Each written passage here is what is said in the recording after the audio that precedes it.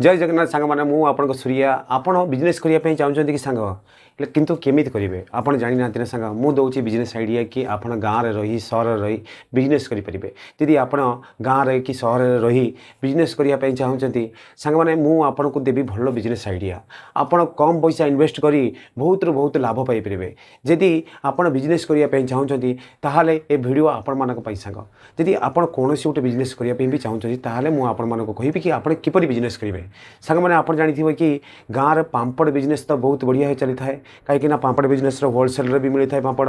hotel भी मिलता है जो कौन भी राशन दुकान गले भी सेठी मिलता है सब आड़े पापड़ मिलता है जदि आप घरे रही पापड़ बिजनेस करने चाहते ताहले ए वीडियो आपण मानक सांग आसतु मुझे आज आपण मानक कहि कि आप पापड़ बिजनेस करी केते इन्वेस्ट करेंगे केते खर्च आसो आपण मानक आप केते लाभ पाइबे क्यों क्यों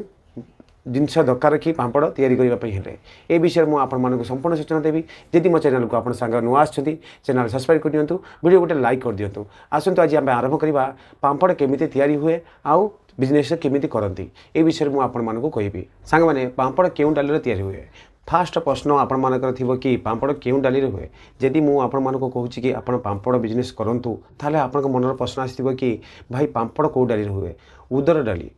पापड़ हुए कहीं उदर डाली पापड़ बहुत टेस्टी होता है बहुत भी सेल्स होता है कहीं जदि आप उदर डाली आणिकी पापड़ घरे बसी तैयारी करुँचे आप हाथ भी करेंगे जदि आपण पाखर पैसा अधिका अच्छी आपड़ 25 ରୁ 30 हज़ार पर्यंत मेसीन भी मिलूँ आपको आनी भी करेंगे उदर डाली पापड़ कहीं टेस्ट हुए ना उदर डाली हूँ खायापी भल लगे तापर पापड़ हल्का होता है जदि आपण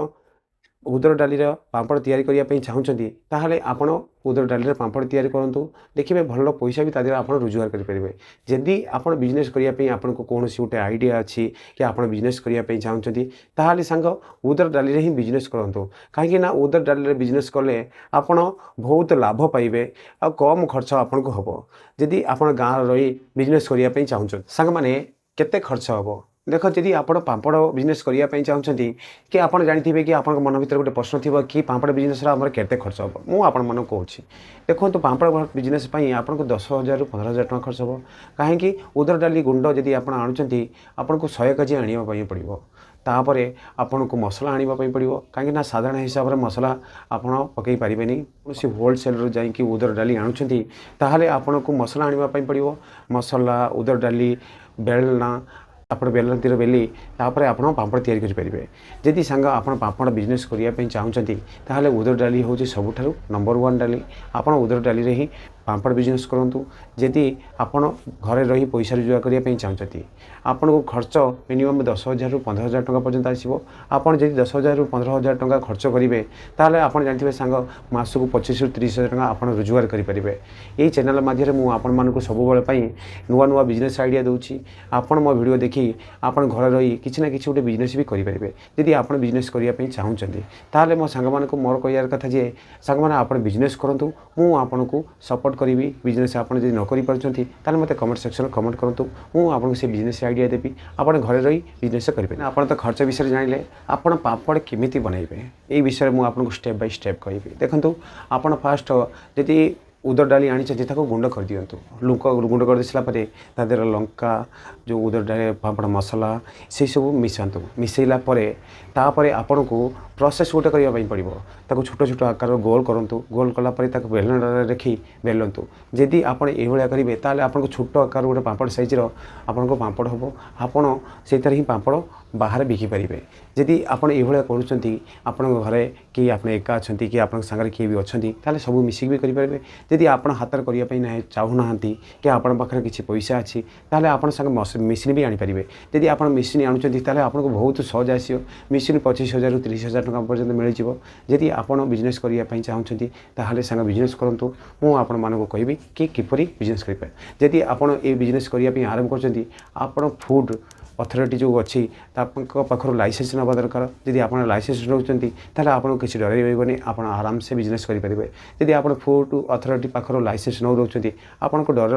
कि आप बिजनेस आगू एत बढ़ी पारे कहीं आप जानते कि गवर्नमेंट द्वारा जो लाइसेंस मिले सेटा अति सहज होता है मोर कह कथा मो सांग मानक कि आपण मैंने गवर्नमेंट द्वारा लाइसेंस करी आपण अथॉरिटी जो फूड अथॉरिटी अच्छी लाइसेंस नहीं आपण पापड़ बिजनेस आरंभ कर लाभ केते आसीबो देखंतु मु आपण मानको कहूची यदि लाभ आपण चाहूचंती ताहले गोटे किलो उदर डाली रे आपण 100 200 पापड़ तैयारी करि परिबे